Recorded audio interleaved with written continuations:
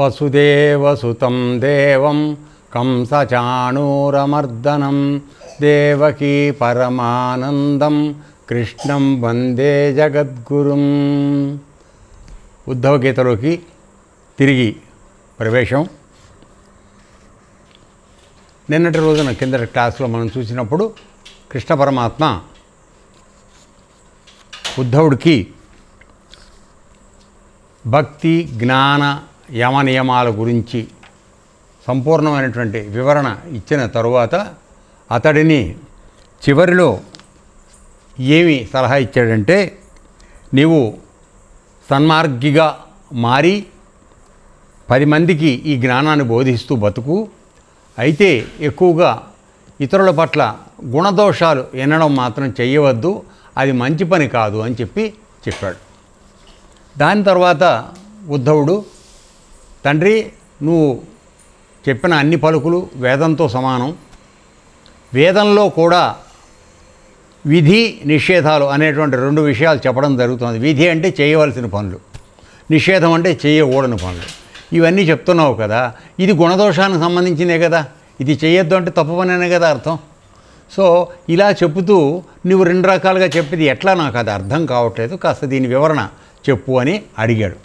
అడిగినప్పుడు కృష్ణ పరమాత్మ ఏం చెప్పారంటే, వేదాలలో నేనే అక్కడక్కడ మానవుల యొక్క కళ్యాణం కోసం నేను ఈ ధర్మాల్ని ఆచరిస్తున్నటువంటి మానవుల యొక్క అధికార స్థితిని బట్టి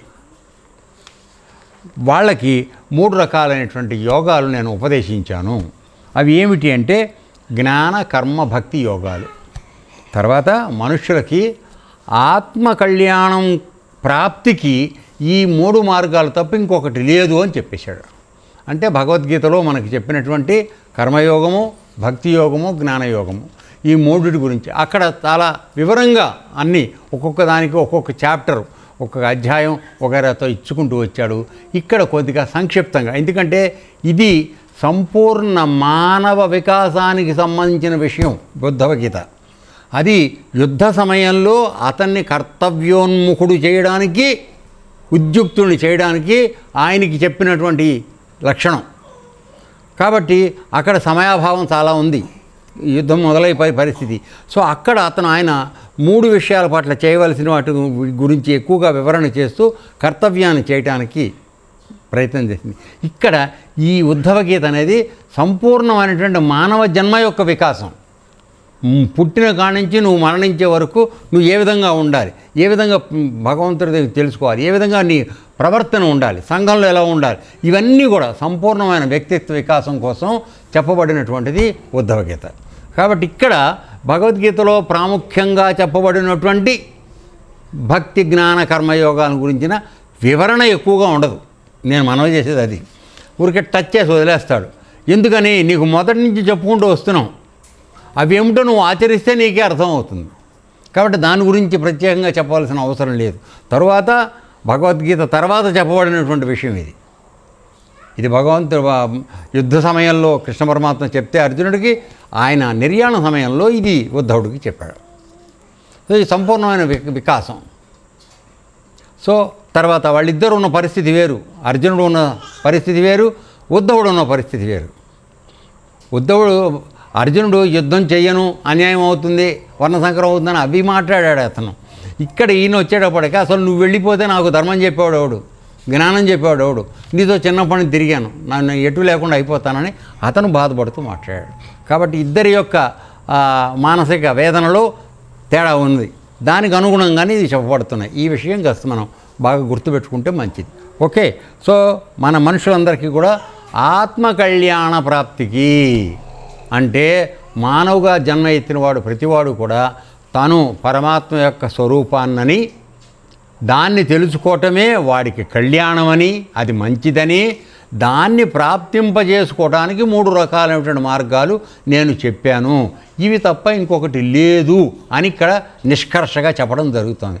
కాబట్టి మానవ జన్మకు వచ్చిన మనందరం కూడా ఏదో ఒక మార్గాన్ని ఎన్నుకుని, కర్మ మార్గమా, భక్తి మార్గమా, జ్ఞాన మార్గమా, ఇది కూడా నీకు ఎందుకు ఇష్టం వస్తుంది, ఏ విధంగా ఇష్టం కలుగుతుంది. ఒకటి వంకాయ కూర ఇష్టం అంటే ఒకటి దోసకాయ కూర ఇష్టం ఉంటుంది.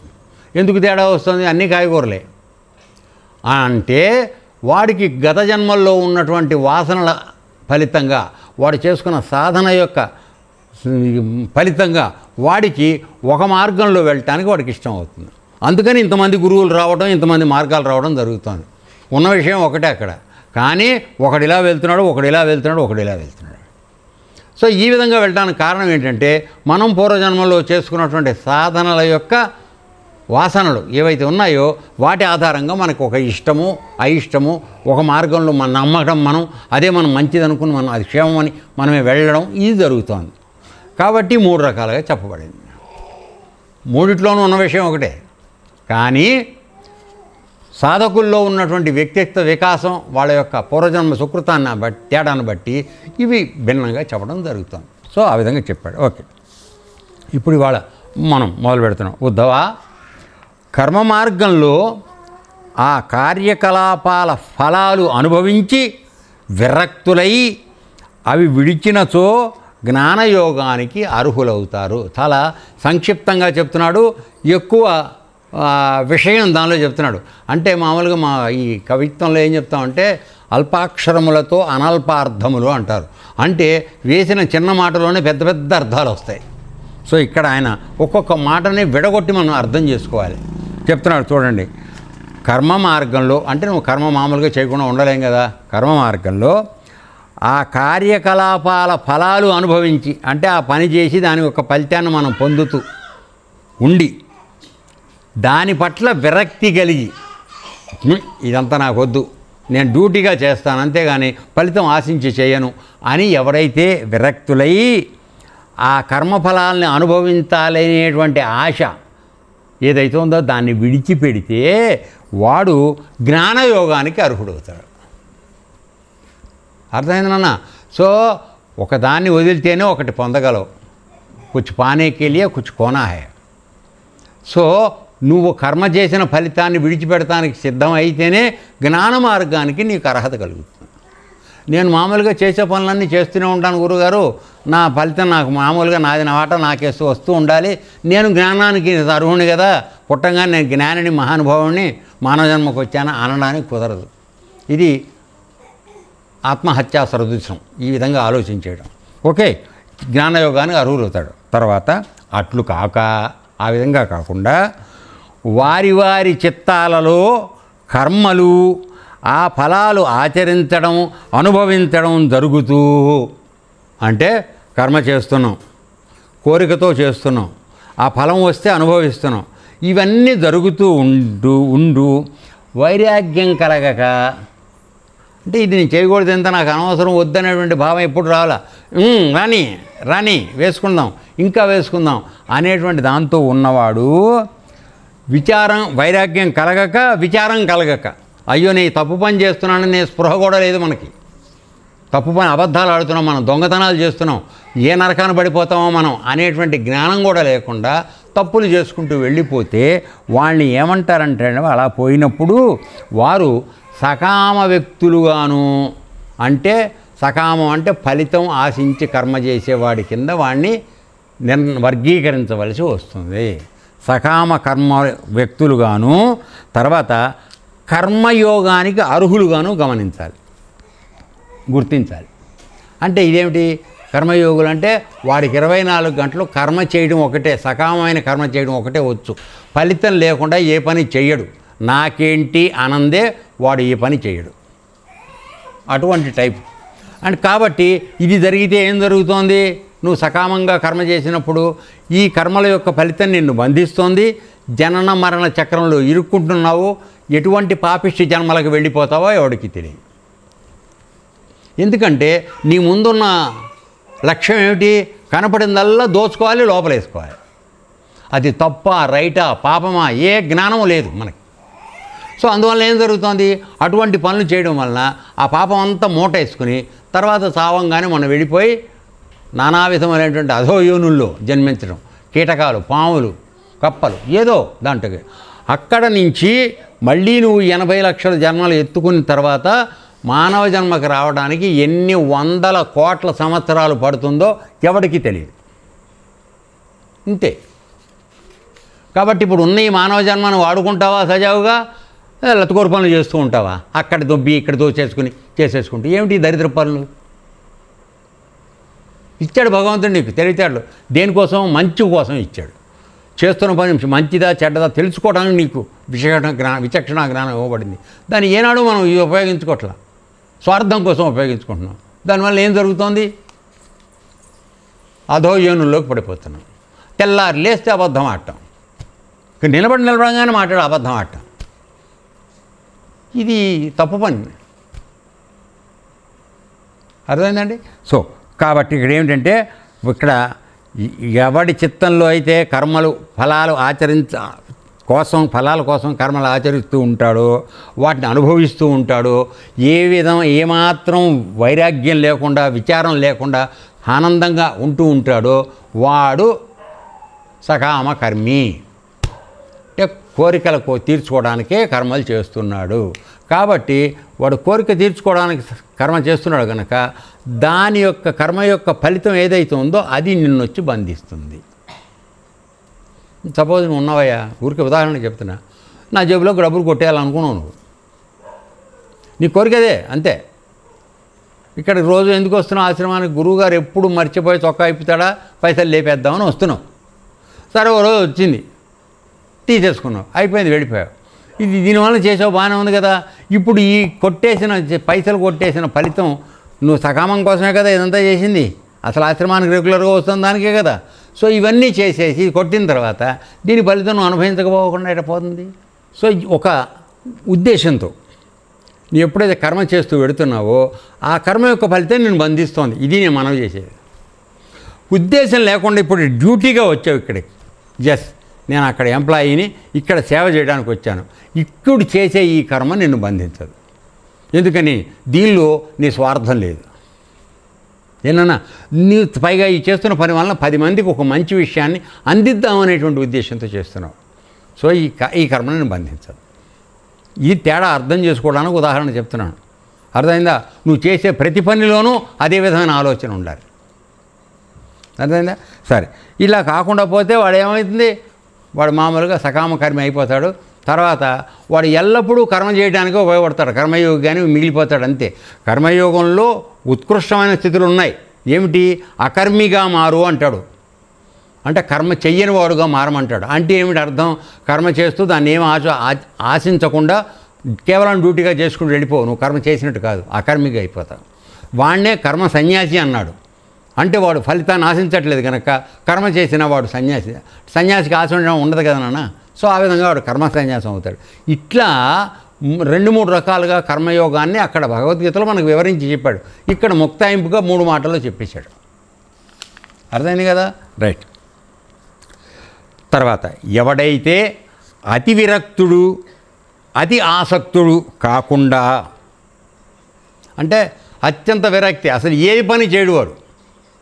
ఏమన్నా చెప్పు, చేయాలా గురుగారు, ఎందుకు, నేను ఇక్కడనే తింటూ కూర్చుంటా. అతి విరక్తుడు. ఒళ్ళు ఏమాత్రం కదిలించద్దు.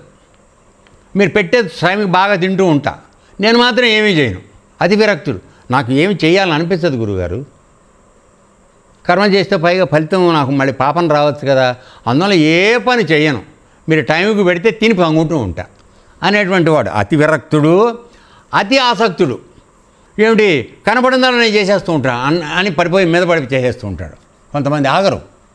అరే వద్దురా, నువ్వు ఆగరా, ఇంకోడుతానే ఉండు గురుగారు నేను చేసేస్తా. అతి ఆసక్తుడు. లేరా ఇట్లాంటి వాడు ఉంటారు కదా. అతి ఆసక్తుడు. అలా కాకుండా, ఈ 2 కాకుండా పూర్వజన్మ పుణ్య పరిపాక ఫలంగా, అంటే కిందటి జన్మల్లో నువ్వు చేసుకున్నటువంటి మంచి పనుల యొక్క కర్మల వాసనల ఫలితంగా నా లీలా కథా సుధారసంపై శ్రద్ధ జనించిన వాడై, అంటే నీకు ఈ జన్మలో భగవంతుడి యందు భక్తి కలగాలి అంటే నువ్వు కిందటి జన్మలో నువ్వు కొంత సాధన చేసి ఉండాలి. అప్పుడు జేబులు కత్తిరించి అబద్ధాలాడి దొంగతనాలు చేస్తే ఈ జన్మలో కూడా అవే లక్షణాలు వస్తాయి. ఇంకే అనుమానమే లేదు. ఇవాళ ఒక వ్యక్తి దొంగగా మారుతున్నాడంటే వాడు కిందటి జన్మల్లో కూడా అదే దొంగ పనులు చేస్తూ వస్తున్నాడు. వాడు మారే అవకాశం తక్కువ. అర్థమైందా? కాదు, నా తల్లిదండ్రులు చాలా గొప్పవాళ్ళు, నాకు భగవద్గీత నేర్పారు, భగవంతుడు మార్గంలో ఉండని నేర్పారు, నేను అలా ఉండాలి, చూస్తూ చూస్తూ నేను తప్పు చేయను అనేటువంటి దృష్టికి ఎవరైతే వెడుతున్నాడో వాడికి వెనకాల ఉందని గుర్తుపెట్టుకోండి. సో ఇవాళ నువ్వు చేసే మంచి పనికైనా చెడ్డ పనికైనా మూలం ఎక్కడ ఉంది అంటే నీ పూర్వజన్మల్లో ఉంది. అర్థమవుతుందమ్మా? సో ఇవాళ ఒకడు పనివేళ తీసుకెళ్ళి రాజుగారింటో కూర్చోబెట్టిన దొంగతనం చేసే బుద్ధులు ఎందుకు వస్తాయాక? అన్నీ ఉన్నవాడికి సర్వసంపదలు, కానీ దొంగతనం చేయింది ఉండలేడు వాడు. అంటే వాడు కిందటి జన్మలో ఖచ్చితంగా ఇవాళ రాజుగారింటో పుట్టినా వాడు కిందటి జన్మలో పెద్ద దొంగవాడు. అదే లక్షణం వస్తుంది. సో ఇక్కడ ఈ అతి విరక్తుడు అతి ఆసక్తుడు కాక పూర్వజన్మ పుణ్య పరిపాక ఫలంగా అంటే పూర్వజన్మలో చేసుకున్న పుణ్యకర్మల యొక్క ఫలితంగా నా లీలా కథా సుధారసంపై శ్రద్ధ జనించిన వాడై భగవంతుడి కథలు వినడానికి ఎవడైతే ఆసక్తి చూపిస్తున్నాడో, అర్థమైందా? మామూలుగా ఇప్పుడు మనం దేవుడు కథ అని చెప్పగానే ఆవలిస్తారు, నిద్రపోతుంటారు, లేకపోతే పక్కలతో మాట్లాడుతుంటారు కదా. హరికథకి వెళ్ళినప్పుడల్లా జరిగేది ఇదే. మా చిన్నప్పటి నుంచి చూస్తూనే ఉన్నా. చేరతారు ఆడవాళ్ళు, కోడల మీద అత్త, అత్త మీద కోడలు, ఇవన్నీ మాట్లాడుకుంటుంటారు. వాళ్ళకి ఈ హరికథ అక్కర్లా. ఇంటి నుంచి బయటికి రావడానికి మాత్రం గుళ్ళోకి వస్తారు,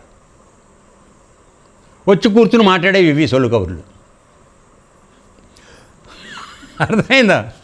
సో ఇక్కడ చెప్పే పాయింట్ ఏమిటంటే అసలు వాడు భగవంతుడి కథ గురించి వినాలనే ఆసక్తి శ్రద్ధ వాడి కలుగుతోందంటే వాడి కిందటి జన్మలో కొంత ఈ దోవలో ఉన్నాడు అని అర్థం. అర్థమైందా? నా లీలా కథా సుధారసంపై శ్రద్ధ జనించిన వాడై, అప్పుడు కానీ మనకు శ్రద్ధ రాదు. తర్వాత తపన పడుతూ ఉంటాడు. ఎప్పుడు ఆ ఆశ్రమానికి అయితే కాసేపు మంచి మాటలు చెప్తారు, ఒక మంచి కథ చెప్తారు అని చెప్పి తపన సాయంత్రం ఎప్పటికి వెళ్ళాలి. అక్కడికి వెళ్ళి కానీ ఏముంది లేరా, అది ఏదో అర్థం కాని భాష అంతా మాట్లాడుతూ ఉంటాడు, నిద్రపోవాల్సి వస్తుంది, అన్నం పెట్టే వరకు తునుగులాడుతూ ఉండాలని అలా అనుకునే వాళ్ళు ఉంటారు. అర్థమైందా? తర్వాత తపన పడుతూ ఉంటాడు, వాడు భక్తి యోగానికి అయోగ్యుడు. సో భక్తుడు అవ్వాలంటే ఎన్ని లక్షణాలు ఉండాలో చెప్తున్నాడు, వినండి. అంటే ఇప్పుడు అది భక్తి యోగం అంతా ఒక 12వ అధ్యాయం అంతా చెప్పాడు.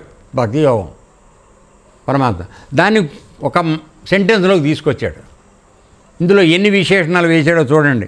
అతి విరక్తుడు, తర్వాత అతి ఆసక్తుడు కాకుండా పూర్వజన్మ ఫలన వలన వాడికి భగవంతుడి కథలు వినడానికి ఆసక్తి కలిగి, తర్వాత దానికోసం తపన పడుతూ ఉంటాడు. పరమాత్మ కథ వినడాన్ని, పరమాత్మను చూడటానికి వెళ్ళాలి. ఇప్పుడు మరి పాండురంగుడు భక్తులందరినీ మనం చూసాం, ఆడ కానీ మొగ్గ కానీ.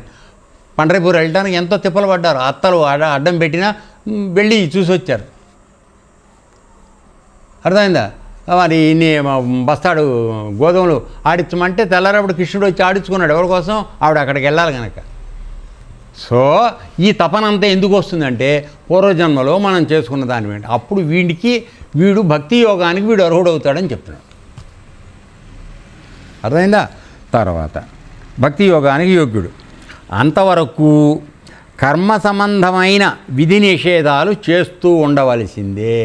పరిపూర్ణంగా నీకు భక్తి యోగం అలవాటయ్యి పరమాత్మ తప్ప ఇంకొకటి లేదు అనేటువంటి విశ్వాసం నీకు దృఢతరంగా ఏర్పడే వరకు కూడా నీవు చేసే పనులలో కర్మ విధి నిషేధాలు, కర్మ సంబంధమైన విధి నిషేధాలు ఆచరిస్తూ ఉండాల్సింది. అంటే వద్దన్న పని మానేయాలి, చెయ్యమన్న పని చేస్తూ ఉండాలి. ఎందుకని? మనకి అన్నిట్లోనూ పరమాత్మ ఉన్నాడు అనేటువంటి జ్ఞానం ఇంకా మనకి దృఢంగా మనలో పాదుకొల్పలేదు. అర్థమైందా? అప్పుడప్పుడు ఇది నాకేంటి, ఇది లేపేద్దామా, ఇట్లాంటి ఆలోచనలు మనకు వస్తూ ఉంటాయి కదా మామూలుగా. అవి వస్తున్నంతకాలం మనకు భక్తికి మనం పూర్తిగా వచ్చినట్టు కాదు. అప్పుడు మనకి ఆ మార్గం పూర్తిగా అందే వరకు నీవు విధి నిషేధాలు అనగా చేసే పనులు, చేయవలసిన పనులు చేయాలి, చేయకూడని పనులు మానేయాలి. ఇట్లా నిన్ను నువ్వు మలచుకుంటూ వెళ్ళాలి.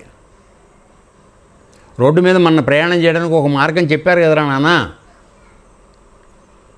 ఎడం పక్క నుంచి నువ్వు వెడుతూ ఉండు, కుడివైపు నుంచి ఓవర్టేక్ చేసేవాడు వెళుతుంటాడు, వచ్చేవాడు కుడివైపు నుంచి వస్తుంటాడు, నువ్వు ఎడం పక్కకు వెళ్ళు. నిన్ను ఓవర్టేక్ చేయాలంటే వీలైతే కుడివైపుకి చేయగానే ఎడం పక్క నుంచి చేయొద్దు. ఇవన్నీ ట్రాఫిక్ రూల్స్ ఎందుకు పెట్టారు? ప్రతి వాళ్ళు గుద్దుకుని చచ్చిపోకుండా ఉండడానికి. రోడ్డు మీద నడిచేవాళ్ళు. సరే మనం చేసేవి అవే చేస్తాం, అది వేరే సంగతి, వదిలేద్దాం. అర్థమైందా? తర్వాత కాబట్టి ఇప్పుడు ఆ సంపూర్ణమైన భక్తి శ్రద్ధ మన యందు ఏర్పడే వరకు మనం చేయవలసిన పనులు చేస్తూ ఉండడము, చెయ్యకూడని పనులు మానేస్తూ ఉండడం చెయ్యాలని చెప్తున్నాడు భక్తి యోగానికి. తర్వాత కర్మ వలన లభించే స్వర్గసుఖాలు కలిగి, సో ఇప్పుడు మనకి యజ్ఞం చేస్తున్నాం, దాంతో స్వర్గానికి వెడదామనే కదా మనందరం చేసేది. అది వరకు లే, ఇప్పుడు కాదు, ఇప్పుడు అసలు యజ్ఞం ఎవడో చేస్తున్నాడు, ఆ డబ్బులు కూడా ఎవడో ఖర్చు పెడతలే. ఓకే.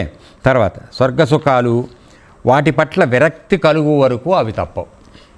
అంటే కర్మ చేస్తే, ఇప్పుడు ఈ యజ్ఞం చేస్తే నేను స్వర్గానికి వెళ్ళొచ్చు అని నువ్వు ఆశతో చేసినంతకాలం నీకు అది జరుగుతూనే ఉంటుంది, దానివల్ల కర్మఫలం నేను బంధిస్తూనే ఉంటుంది. దాని యందు విరక్తి కలిగే వరకు మేము చేస్తూ ఉండాల్సింది. ఈ యజ్ఞం ఎందుకు చేయాలి, ఇది నేను నాకేం కావాలి, నాకు ఏమి అవసరమో అన్నిటినీ చూసి ఇవ్వగలిగిన పరమాత్మ నా యందే ఉన్నాడు, నేను ప్రత్యేకంగా ఎందుకోసం యజ్ఞం చేయాలి అనేటువంటి వైరాగ్య భావంతో ఉన్నవాడు చేయకుండా ఎల్లప్పుడూ ఆయన తలుచుకుంటా. అంటే ఇది మానేయమన్నాం కదా, నీకు అన్నీ మానేయమని కాదు, నువ్వు ఎల్లప్పుడూ భగవంతుని తలుస్తూ ఉండాలి. అర్థమైందన్న? అదే పెద్ద యజ్ఞం.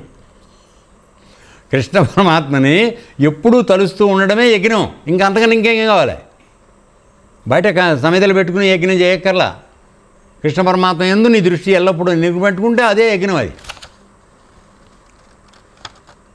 ఇదిగో యజ్ఞం అంటే కృష్ణ భగవానుడే. నిన్న మనం చదివాం, యజ్ఞం అంటే కృష్ణ భగవానుడు, ఆయన తలుచుకుంటూ యజ్ఞం చేసినట్టే. ఓకే. తర్వాత కర్మ వలన లభించే స్వర్గసుఖాల పట్ల విరక్తి కలుగు వరకు అవి తప్పవు. ఇది చేస్తే వస్తుందని ఆశపడి చేస్తున్నంతకాలం నీకు విరక్తి రాదమ్మా. విరక్తి రానంత వరకు నువ్వు భక్తుడు కాలేవమ్మా. ఇంతకన్నా ఇంకేం లేదు. అంతదాకా నా కథాకలాపాలపై అతడికి శ్రద్ధ కలగడం కష్టం. ఆ విరక్తి నీకు పూర్తిగా కలిగి భక్తి పట్ల నీకు ఇది ఏర్పడే వరకు భగవంతుడు కథలు చెబుదామంటే మనకి నిద్రన వస్తుంది, లేదంటే పక్కడితో మాట్లాడుతూనే ఉంటాం. చస్తే మనకి ఇంట్రెస్ట్ రాదు. రోజు గురుగారు చెప్పేదే కదా, ఎన్నిసార్లు వింటాం, బోరు కొడుతోంది అనేటువంటి వాళ్ళు ఎక్కువగా ఉంటారు. కానీ చెప్పింది, అంతకుముందు చెప్పింది ఏమైనా పోనీ మనకు గుర్తుందా? లేదు. ఏనా? ఈ విధంగా ఉన్నాం మనం. Okay, right. తర్వాత ఉద్ధవా, పైన చెప్పినట్లుగా తన వర్ణాశ్రమ ధర్మవర్తనం కలిగి, అంటే నువ్వు ఏ వర్ణం వాడివో ఆ వర్ణానికి సంబంధించినటువంటి కర్మలు చేస్తూ, నువ్వు ఏ ఆశ్రమానికి సంబంధించిన వాడివో ఆ ఆశ్రమ ధర్మాలు పాటిస్తూ, అంటే వర్ణాలు ఏమిటవి? 4 వర్ణాలు ఏమిటి? బ్రాహ్మణ వర్ణాలు, వర్ణాశ్రమాలు, బ్రాహ్మణ, క్షత్రియ, వైశ్య, శూద్ర, ఈ 4 ఇవి వర్ణాలు. ఆశ్రమాలు బ్రహ్మచర్యము, గృహస్థాశ్రమము, వానప్రస్థము, సన్యాసం. సో ఇటు వర్ణాన్ని నువ్వు గౌరవించాలి, నీ వర్ణ ధర్మాన్ని పాటించాలి, అలాగే ఆశ్రమ ధర్మాన్ని పాటించాలి. ఇవి చేస్తూ యజ్ఞయాగాలు చేస్తూ, అంటే మళ్ళీ ఇవి వదిలిపెట్టకూడదు, యజ్ఞయాగాలు చేస్తూ ఉండాలి. అయితే కోరికలు పెంచుకోకుండా, యజ్ఞయాగాలు దేనికోసం మామూలుగా చేస్తాం మనం? ఏదైనా కోరిక కోసం చేస్తాం. 4 ఆడపిల్లలు పుట్టారు, మగపిల్లాడి కోసం యజ్ఞం చేస్తాం, పుత్రకామేష్టి. సరే, ఇప్పుడు 4 కానీ ఆడవాళ్ళు ఎవరు లేరు కాదు, వేరే సంగతి. Okay, right. కోరికలు పెంచుకోక నన్నే ఆరాధించేవాడు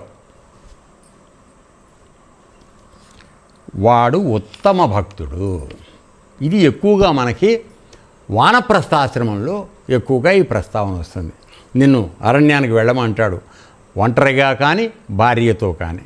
వెళ్ళిన తర్వాత అక్కడ యజ్ఞయాగాదుల కర్మలన్నీ నిన్ను చేయమంటాడు, నిరాసక్తంగా, ఆసక్తి లేకుండా చేయమంటాడు. భగవదారాధన ఎప్పుడు చేస్తుండమంటాడు. ఆశ్రమానికి వచ్చిన వాడికి 4 భోజనం పెట్టమని చెప్తాడు. ఇవన్నీ చేస్తూ ఎల్లప్పుడూ పరమాత్మ చింతనలో నీ జీవితాన్ని గడుపుతూ ఉన్నటువంటి వాడు, వానప్రస్థాశ్రమంలో ఉన్నవాడు, ఎక్కువగా చేసేవాడు, వీడు అత్యంత భక్తిపరుడు అయ్యే అవకాశం ఉంది. ఎందుకంటే నాన్న, ఒక విషయం, మామూలుగా మనం సంసారంలో ఉండగా విరక్తి రావడం అనే మాట దాదాపుగా అసంభవం. భార్య పరమ గయ్యాళైపోయి వాడిని బతకనివ్వకుండా చేస్తే తప్ప.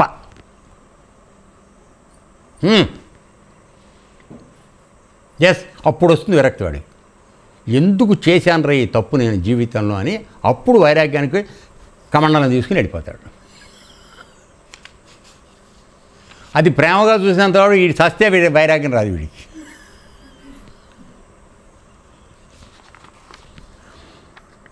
తర్వాత అంటే నేను ఇది ఇక్కడ ఎందుకు కలుపుతున్నాను అంటే అప్పుడెప్పుడో 6000 సంవత్సరాల క్రితం చెప్పినవి ఇవి. ఇప్పుడు మన పరిస్థితి కూడా కంపేర్ చేసుకోవాలి కదరా కదా. అప్పుడు కదా బాగా అర్థమయ్యేది మనకి, అందుకోసం. తర్వాత సో ఉత్తమ అతడు కోరికలు పెంచుకోక నన్నే ఆరాధించేవాడు ఉత్తమ భక్తుడు. తర్వాత అతడు నిషిద్ధ కర్మలు త్యజించి, అంటే చెయ్యకూడదు అని చెప్పిన పని ఏది చేయడు. ఒరే నువ్వు ఇది చేయకూడదురా, చేయడు వాడు. నిషిద్ధ కర్మలు త్యజించి విహితమైన కర్మలు ఆచరిస్తూ, అంటే విధి నిషిధాలు. చేయమన్న పని చేయాలి, అది విధి. నిషేధం పనికిరాదు, చేయడు. ఆచరిస్తూ నిష్ట కలిగి ఉంటాడు. అంటే పరమాత్మ శాస్త్రంలో భగవద్గీత కానీ ఉద్ధవగీతలో కానీ ఎక్కడన్నా కానీ ఏ పని చెయ్యమన్నాడో అది చేస్తాడు, ఏ పని చేయొద్దన్నాడో ఆ పని చేయడు. అలా ఉంటుండేవాడు వాడు ఉత్తమ భక్తుడు. ఆ తర్వాత అతడు స్వర్గానికి నరకానికి వెళ్ళడు. ఎందుకని చూడండి, కర్మ చేసేటప్పుడు నీవు ఫలితం ఆశించి మంచి పనులు బాగా చేసి యజ్ఞాలు చేసి అవి చేసి స్వర్గానికి వెళ్దామని చేసావు అనుకో. అప్పుడు ఏమవుతుంది, చేసిన యజ్ఞం ఫలితంగా స్వర్గానికి వెళుతున్నావు. అక్కడ స్వర్గంలోకి వెళ్ళాక ఏం జరుగుతోంది, చేసిన పుణ్యం ఖర్చు అయ్యే వరకు నువ్వు అక్కడ ఉంటున్నావు. 5 స్టార్ హోటల్ కదరా. రసమర్యాదలు, తలుపు తీస్తారు, నువ్వు రాగానే తలుపు వేస్తారు, అన్ని రకరకాలు నడుస్తూ ఉంటాయి. ఆ డబ్బు అయిపోగానే ఏం చేస్తారంటే, బాబు రేపు పొద్దున్న దిగి కిందకి వెళ్ళమని చెప్తారు భూలోకానికి. ఇది లేదు. మనం ఈ జన్మే చాలా నికృష్టంగా కనపడిందల్లా దోచుకుని చెప్పిన అబద్ధం చెప్పకుండా, అందులో కూడా ఎక్స్పర్టైజ్ అనమాట. ఒకే అబద్ధం చెప్పడు, చెప్పిన అబద్ధం చెప్పకుండా తర్వాత చేసిన దొంగతనం చేయకుండా ఇలా గడుపుకుంటూ వెళ్ళామనుకో, వాళ్ళని వాటిని వీడిని చంపుకుంటూ మటలు చేసుకుంటూ బాగా బతికామనుకో, ఇప్పుడు ఏమవుతుంది, మనకి ఖచ్చితంగా మనం తీసుకెళ్ళి నరకానికి వేయాలి. ఎందుకంటే ఇక్కడెక్కడ మానవ జాతిలో ఉండడానికి మనకు అవకాశం లేదు. అక్కడికి వేసేటప్పటికి ఏమవుతుంది, ఇక్కడ చేసిన ఈ తప్పు పనుల యొక్క ఫలితాన్ని అక్కడ అనుభవించాలి, కర్మను అనుభవించాలి. కాబట్టి నేను అక్కడ కూర్చుని మనం ఇప్పుడు యోగం చేసినప్పుడు కాసేపు నేను యోగం చేస్తానండి అంటానికి మనకు అవకాశం ఉండదు. అర్థమైందా? సో అక్కడ నరకానికి వెళ్ళినా నీకు లేదు, స్వర్గానికి వెళ్ళిన లేదు. అక్కడ వచ్చి నువ్వు కాస్త ఏదో ఒక యోగం చేసుకుని కూర్చున్నా రంబ వచ్చి పోసుకుని పోస్తా పట్టు తాగుంటుంది. అయిపోయి. సో ఇక్కడ స్వర్గానికి నరకానికి రెండింటికి వెళ్ళడు. ఎవడో ఉత్తమ భక్తుడు వెళ్ళడు, వాడికి అవి రెండింటి మీద ఇష్టం లేదు. నేను చెప్పేది అది. ఎందుకు వెళ్ళడంటే అర్థం, నువ్వు దాన్ని కోరుకుంటే అక్కడికి వెడతావురా, కోరుకోకపోతే వెళ్ళవు కదా. అది. తర్వాత అతడు నా పద సాన్నిధ్యం పొందుతాడు, అంటే పరమాత్మ దగ్గరికి వెడతాడు వాడు, అత్యంత భక్తుడు. అందుకోసమనే ఈ లక్షణాలు వర్ణధర్మము, ఆశ్రమధర్మము, యజ్ఞయాగాలు చేస్తూ కోరికలు పెంచుకోకుండా చేయవలసిన పనులు చేస్తూ చెయ్యకూడను మానేస్తూ ఎవడైతే ధర్మంగా ఉంటున్నాడో వాడు అత్యంత ఉత్తమ భక్తుడు. వాడికి అందరికన్నా నేను తొందరగా కన్సెషన్ ఇచ్చి నా దగ్గరికి తీసుకెడతానని చెప్తున్నాడు. మిగతా మనందరికీ పరీక్షలు ఉన్నాయి, వాడికి లేవు.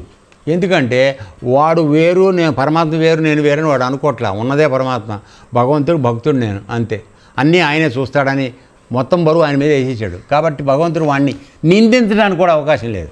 నువ్వు నాకు ఇది చేస్తే అది కావాలని అన్నావు కదా, అప్పుడు నీ మీద వేసుకున్నావా లేదా, కాబట్టి నువ్వే అనుభవించు. అర్థమవుతుందా బిడ్డ తేడా అది.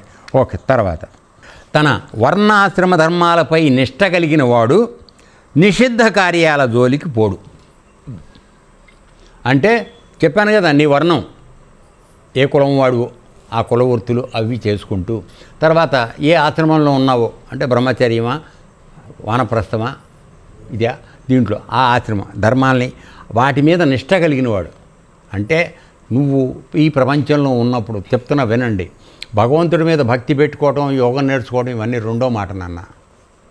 మొదటి మాట ఏమిటంటే నువ్వు ఏ వర్ణానికి చెందినవాడో ఆ వర్ణ ధర్మాన్ని నువ్వు పాటించు ఫస్ట్ ప్రపంచంలో. రెండోది నువ్వు ఏ ఆశ్రమానికి చెందావో ఆ ఆశ్రమ ధర్మం పాటించు. ఈ రెండు చాలు నిన్ను మంచి మార్గంలో తీసుకెళ్ళటానికి. అంటే పునాది ఏర్పడుతుంది. దాని మీద నిష్ట కలిగిన వాడు నిషిద్ధ కార్యాల జోలికి పోడు, చేయవద్దన్న పనులు చేయడు వాడు. రాగభోగాల మలం వాడికి అంటుకోదు. అంటే ఇది కావాలనే కోరిక రాగం, తర్వాత దాన్ని భోగించడం, అనుభవించడం, అది ఒక మలంతో పోలుస్తున్నాడు. మలం అంటే తెలుసు కదా, నేను మళ్ళీ చెప్పాలి విడిగా, అక్కర్లేదు కదా. ఆ మలం వాడికి అంటుకోదు.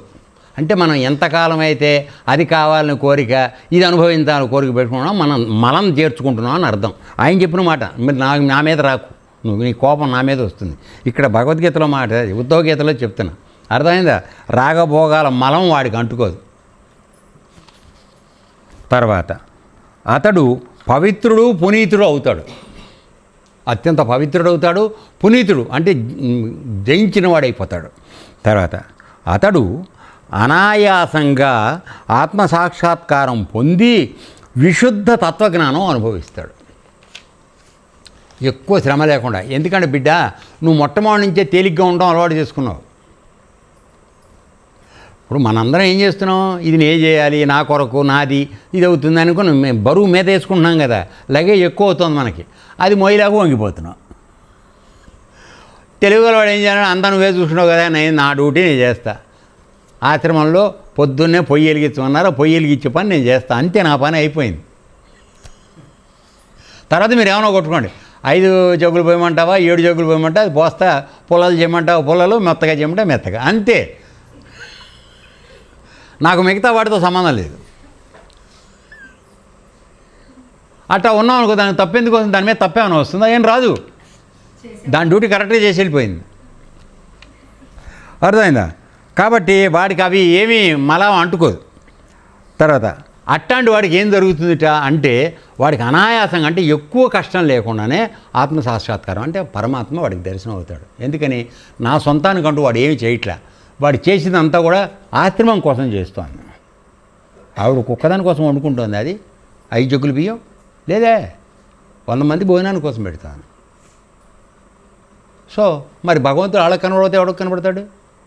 ఎవడైతే 10 మంది కోసం ఆలోచించు ప్రయత్నం చేస్తున్నాడో వాడికే దొరుకుతాడు భగవంతుడు. నువ్వు చేసావా, యోగం చేసావా, పూజ చేసావా, యజ్ఞం చేసావా, ఇవన్నీ కక్కర్లా. ఆ ఉన్న 100 మందిలో పరమాత్మను చూస్తూ నువ్వు వాళ్ళకి ఎవరికైతే సేవ చేస్తున్నావో నువ్వు పరమాత్మ కోసం చేసినట్టే, అది ఖచ్చితంగా అందుతుంది. ఆయన అనుగ్రహం ఎప్పుడూ ఉంటుంది. అది తర్వాత అనాయాసంగా ఆత్మసాక్షాత్కారం పొంది విశుద్ధ తత్వజ్ఞానం, అంటే ఏమాత్రం మలినం లేనటువంటి తత్వజ్ఞానం, అంటే పరమాత్మ యొక్క సాక్షాత్కారం ఖచ్చితంగా. అంటే విశుద్ధ తత్వజ్ఞానం ఎందుకు చెప్పాల్సిందంటే, తత్వజ్ఞానం కలగడం వేరు, విశుద్ధ తత్వజ్ఞానం కలగడం వేరు. ఎలాగంటే మనం కథల్లోనే వింటూ ఉంటాం, వాడు కృష్ణుడితో మాట్లాడుతూ ఉంటాడు ఓ భక్తుడు కదా, మాట్లాడుతుంటే వాడికి వీడికి జ్ఞానం వచ్చి తత్వజ్ఞానం కలిసింది, పరమాత్మ వస్తున్నాడు మాట్లాడుతున్నాడు, కానీ కృష్ణ పరమాత్మ నాతో మాట్లాడుతున్నాడు అనేటువంటి చిన్న అహంకారం ఉంది చూసావా, గురువుగారు నాతో చాలా మంచిగా మాట్లాడతాడనే గర్వం, ఆ గర్వం దాని దుంపదేగా అది మనకు కొడుతుంది. అది ఏమైంది, ఆ విశుద్ధ తత్వజ్ఞానం గలవాడు పరమాత్మగానే చూస్తాడు తప్ప కృష్ణుడు నాతో మాట్లాడుతున్నాడు అహంకారం లేదు వాడికి. తేడా మీరు అర్థం చేసుకోవాలి. అప్పుడు వాడికి ఆయన బానిస అయిపోతాడు. నీతో దోస్తానే ఉంది, మాట్లాడతాడు, స్నేహితం చేస్తాడు, అన్నీ ఉన్నాయి, కానీ నువ్వు ఆయన్ని నీ స్నేహితుడిగా చూస్తున్నావు. అటువంటి వాడు నాకు స్నేహితుడైన అయ్యాడనే గర్వం నీలో ఉంది, వాడిలో అవి లేవు. తేడా అర్థమైందని అనుకుంటాను మరి. సో విశుద్ధ తత్వజ్ఞానం అంటే ఇక ఏమాత్రం మలినం అనేది లేదు, సాక్షాత్ బ్రహ్మస్వరూపం అయిపోయాడు వాడు, ప్రకాశం అయిపోయాడు అంతే. తర్వాత దృఢమైన ఆత్మబలంతో నా భక్తిని అలవరుచుకుంటాడు. అంటే భక్తి అలవడాలంటే కూడా దృఢమైంది అయి ఉండాలి. భక్తి మనం ఉందాం అనుకున్నాం మన పన్నెవడు కనుక వెళ్దాం లేరా తర్వాత కొడదాం రా పక్కకి తీసుకెళ్తానంటాడు. చేసావులే పూజ చాలేరా మళ్ళీ రేపు చేసుకోవచ్చు, రోజు ఉండేదే కదా అని ఆలోచన వస్తుంది. సో ఇది కాదు, దృఢమైన ఆత్మబలంతో భక్తి అలవరుచుకుంటాడు.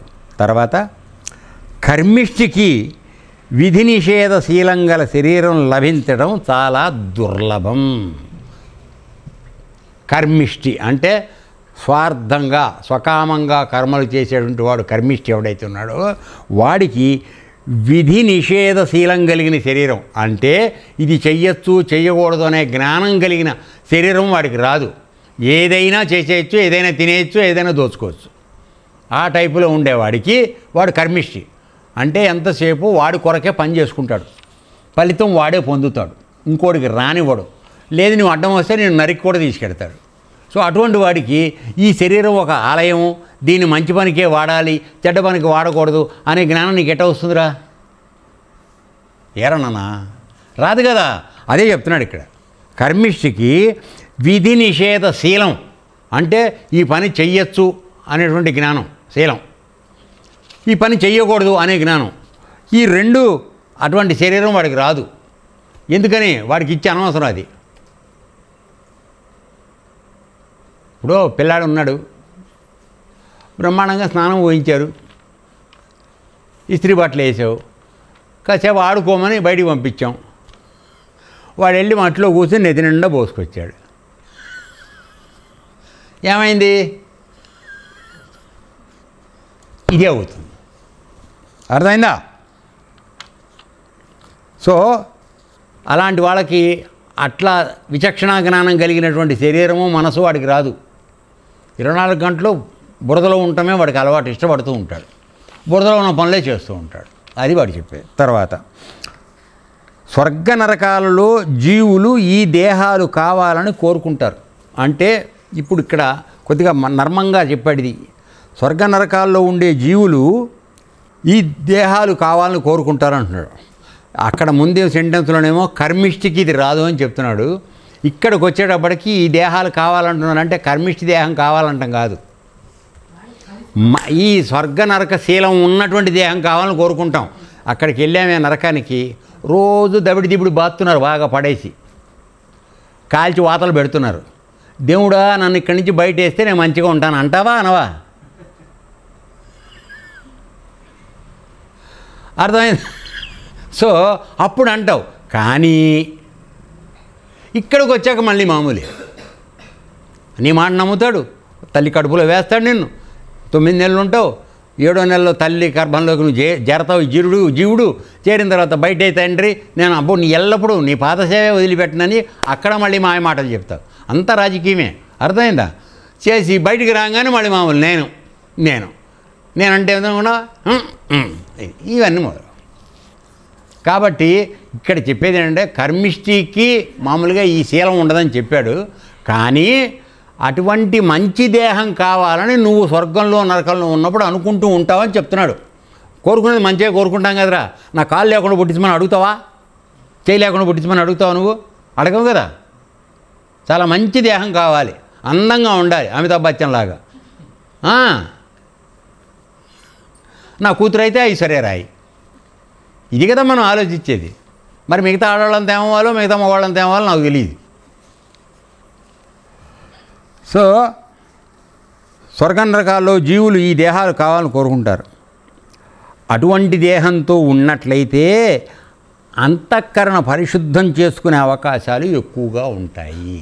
అంటే విధి నిషేధాల శీలం కలిగిన శరీరం కనుక నీకుంటే నీ అంతఃకరణని నువ్వు శుద్ధం చేసుకోవడం మంచిగా తేలిగ్గా అవుతుంది.